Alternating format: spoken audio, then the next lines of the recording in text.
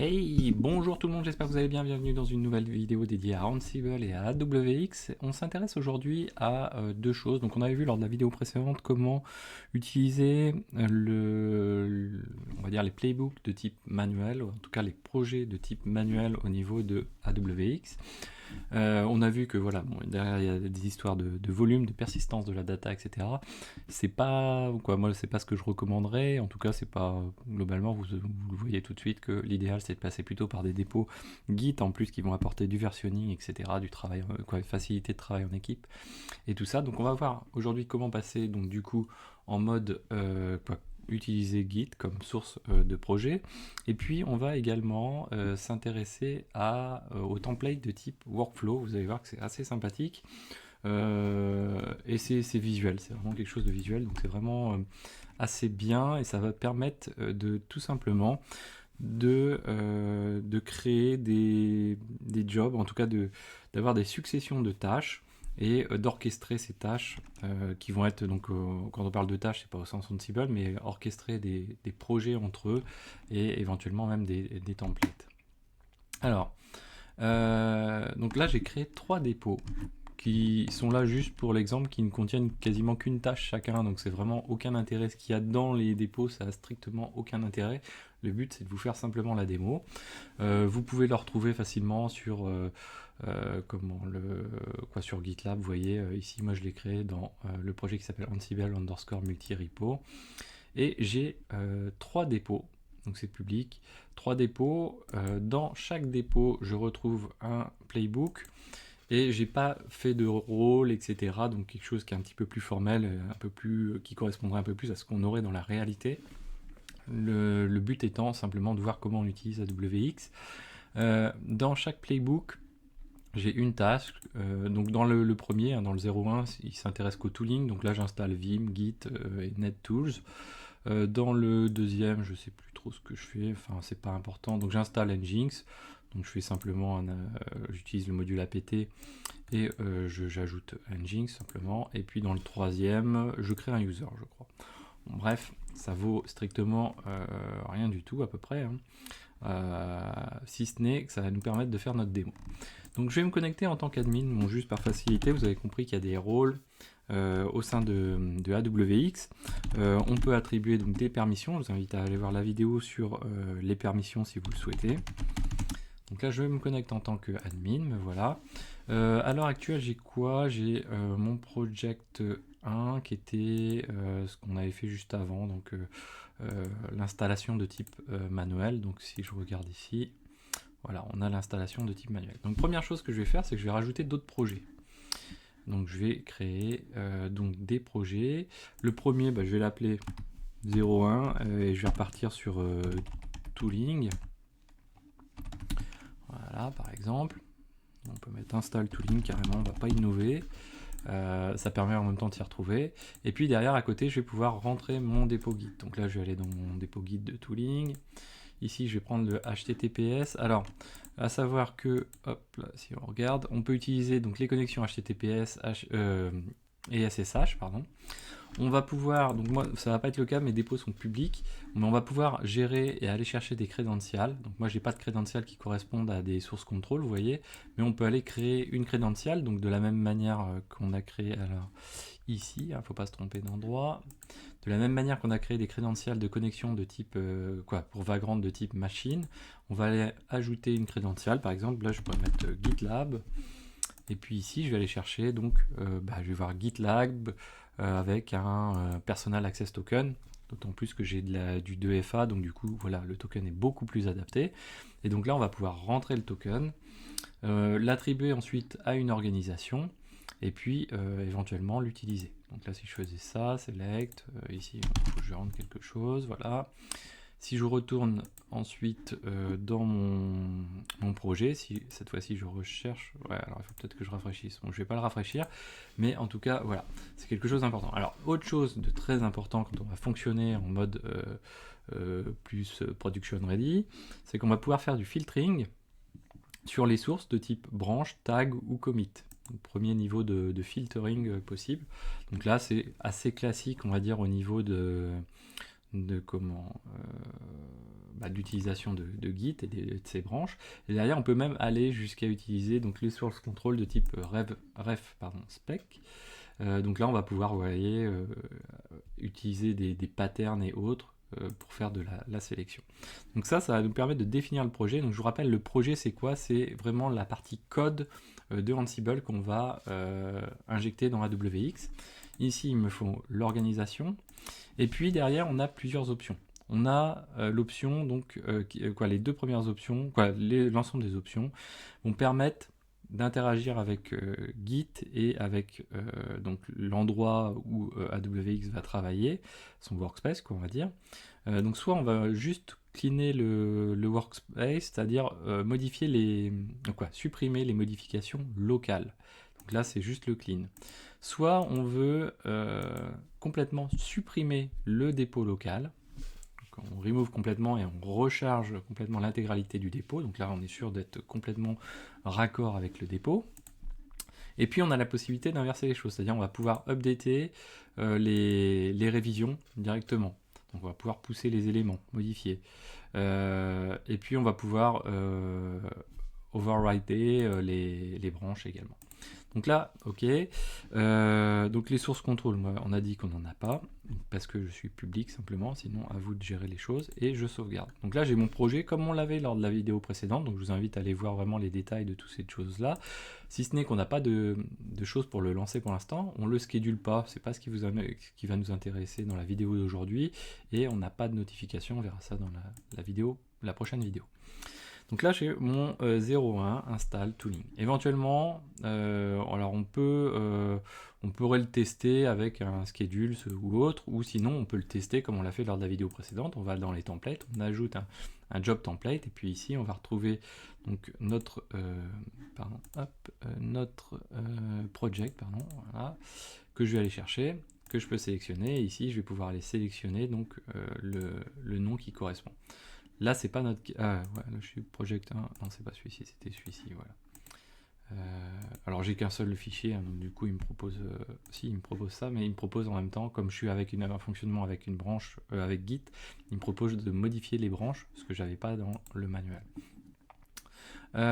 Donc, on continue avec nos projets. On va créer plusieurs projets, du coup, de cette manière-ci. Donc, on va faire le 02, on va mettre install nginx, par exemple. Comme ceci. Et puis, on est toujours avec Git, on va aller chercher notre deuxième dépôt. Hop, ici, je copie, je colle. L'organisation qui est obligatoire. Ici, je modifie rien, j'ai rien de particulier. Moi, ce que je veux, c'est delete à chaque fois. Voilà. Et puis ensuite, donc j'ai un troisième... je l'ai bien mis à... Non, je l'ai pas mis à delete, effectivement. Voilà. Ensuite, j'ai un troisième projet. Donc ici, le 03, je vais mettre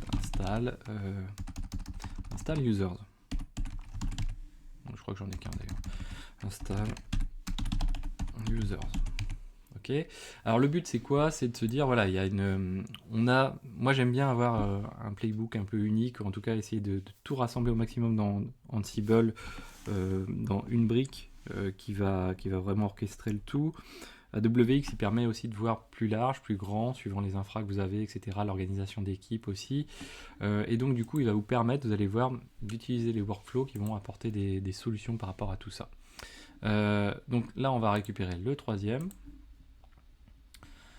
Et là, ça va permettre, vous voyez que là, on a 3 dépôts différents, on va avoir des choses segmentées, mais on va pouvoir malgré tout, grâce à AWX, revenir orchestrer l'ensemble.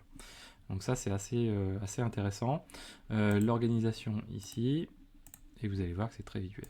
Donc on supprime, quand on choisit ce mode-là, hein, voilà. Et donc là, maintenant, j'ai mes 3 projets. Donc ça, c'est une chose. Je rafraîchis. Voilà, on est bien normalement, il n'y a pas de souci. Donc, alors, j'ai des petits problèmes, ok. Donc là, ce qu'on va faire maintenant, on va aller dans les templates et on va passer à autre chose. On va s'intéresser à, alors on peut supprimer cela, on n'a pas d'intérêt. Toc, voilà, delete. Et on va créer un un template de type workflow et pas de type job template. Donc job template, je vous invite à aller voir la vidéo précédente.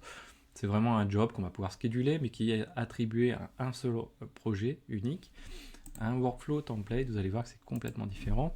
Donc là, on va mettre workflow 1 par exemple. On n'est pas obligé de mettre l'organisation parce que vous voyez, alors l'intérêt du workflow aussi, c'est qu'il peut être multi-organisation. Donc là, on va vraiment pouvoir combiner l'ensemble des choses. Donc là, il faut avoir des droits, il faut que ces types d'objets, les gens aient des droits quand même assez importants pour savoir un petit peu ce qu'ils font. Donc ça, c'est quand même quelque chose d'assez important, voire faire donc ce que permet de faire aussi AWX, c'est aussi de demander, de faire en sorte qu'il y ait une sorte de validation derrière pour permettre de faire ces choses-là. L'inventaire, nous on va choisir l'inventaire qu'on a jusqu'ici, donc il n'y a que 2 machines dedans, donc note 2, note 3 je crois. Les labels on n'en a pas, et le reste on s'en fiche un petit peu, on n'active pas de webhook, et on n'active pas les concurrent jobs, donc on pourrait avoir des jobs en parallèle tout simplement. Donc là on sauvegarde, donc là si vous voulez regarder, hein, voilà.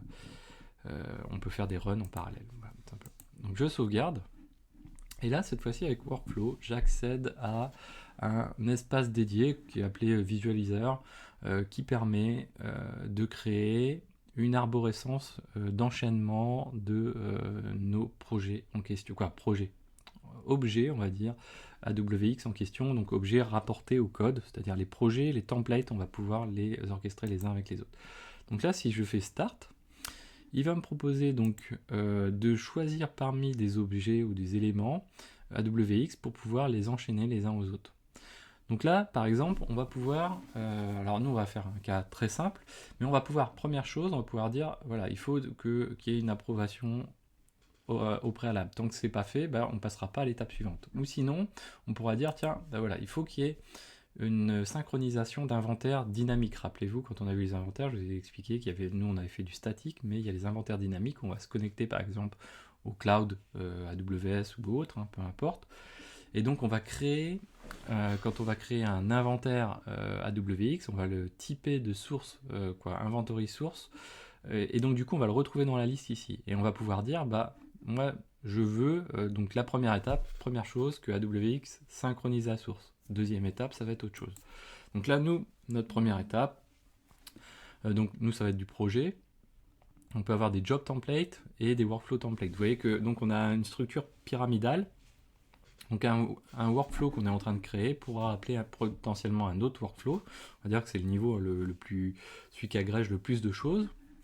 Mais on peut également donc le faire avec les projets ou le faire avec les job templates, comme on l'a vu lors des vidéos précédentes. Nous, on va le faire avec un projet. Et on va dire, voilà, moi je veux qu'en 1, je joue l'élément 1. Donc vous voyez que le départ est ici, hein, donc on a le start, hein, ok. Le start, on pourrait, donc voilà, comme je vous disais, à la place, on pourrait se dire, tiens, je vais d'abord synchroniser un inventaire auparavant. Donc une fois que je suis ici, je peux aller modifier, hein, mettre un autre élément, modifier, hein, donc généralement on ne se trompe pas trop là-dessus. On peut également mentionner des liens, comment on va dire, des liens indirects vers un autre élément, un autre objet. Ce qu'on peut également faire, bien sûr, c'est supprimer et donc avoir des informations. Donc là, ça va nous donner des informations, la bulle, on va dire, qui se rapporte à l'objet en question. Donc nous, c'est au projet. On va avoir les informations du projet, donc où est-ce qu'il se situe, etc., etc. La date de création, la date de modification. Et on va pouvoir rajouter un autre objet. Et donc, le rajout d'un autre objet implique 2 choses. Donc quand c'est comme ça, c'est qu'on a un process en cascade.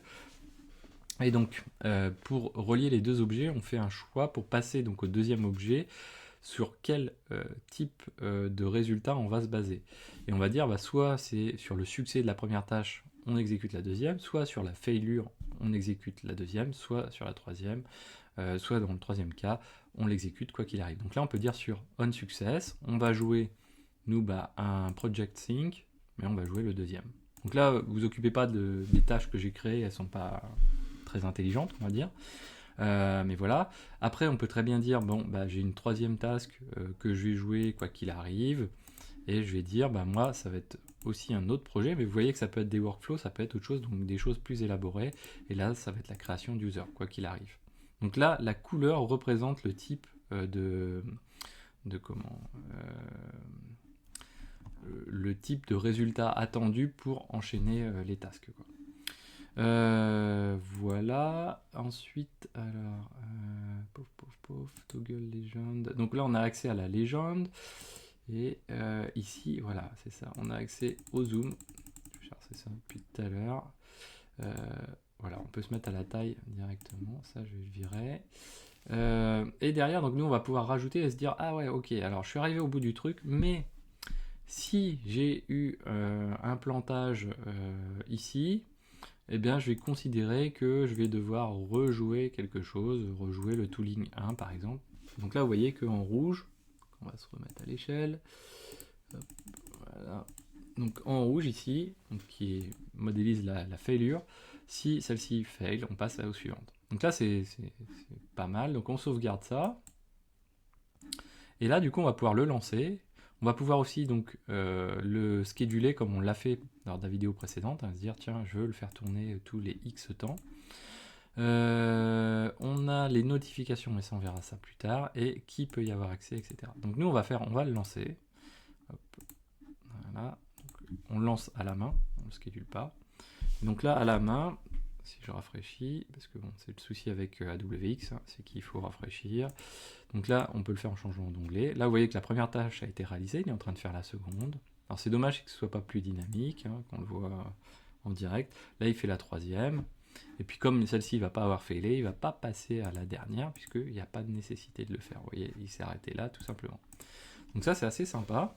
Si vous cliquez ici, vous allez pouvoir rebondir directement sur le job en question et récupérer l'output qui correspond. Donc, vous voyez, on le retrouve ici. Hop, mince, j'aurais dû passer par là. Hop, on peut faire pareil pour chacune des tasks. Donc ça, c'est assez sympa. Vraiment que la visualisation est assez cool. On peut en plus donc aller le modifier. Hop, on va revenir donc sur nos templates. On va dessus, on va aller l'éditer et on peut mince. Alors, à chaque fois je me pose la question. Celle. Ici il faut aller sur visualiseur, il ne faut pas éditer parce qu'en fait c'est pas lui-même qu'on édite, c'est on édite son visualiseur. Voilà, c'est un peu particulier. Et derrière on peut rajouter des choses. Là par exemple on pourrait rajouter un autre truc, on success, et dire bah sur succès on va jouer une autre task qui va être user. Et vous voyez que là on peut du coup, on va pas dire paralléliser, mais potentiellement si on peut activer le fait de pouvoir paralléliser, mais on va pouvoir en déduire un deuxième arbre par rapport aux éléments, sauvegarder. Là si je le relance, ouais, voilà, comme ça, tout simplement. Donc là si je fais ceci, hop, vous voyez, donc là il est en train de faire le install tooling. Hop. Voilà. Donc là il va jouer les deux à la fois, hein, donc c'est pas très adapté parce qu'il faudrait avoir des inventaires différents. Donc là c'est au niveau du comment, l'idéal c'est de passer c'est plus adapté au job template qu'en fait, et de se dire tiens voilà, quand je joue tel truc sur telle machine, il faut qu'il y ait en même temps telle autre chose qui joue, en tout cas qui est gérer les dépendances entre les éléments. Donc ça c'est assez sympa. On pourrait y attribuer donc créer un autre workflow qui va intégrer ce workflow là, donc un arbre qui intègre un autre arbre par exemple, etc. Donc c'est plutôt assez sympa. On peut afficher ici la légende. Voilà, donc quelque chose qui est assez cool. Voilà, c'est tout ce que je voulais vous montrer pour aujourd'hui. J'espère que cette vidéo vous a plu. N'hésitez pas à la partager, à mettre des pouces bleus, à commenter. Et moi je vous dis à très bientôt sur Xavki.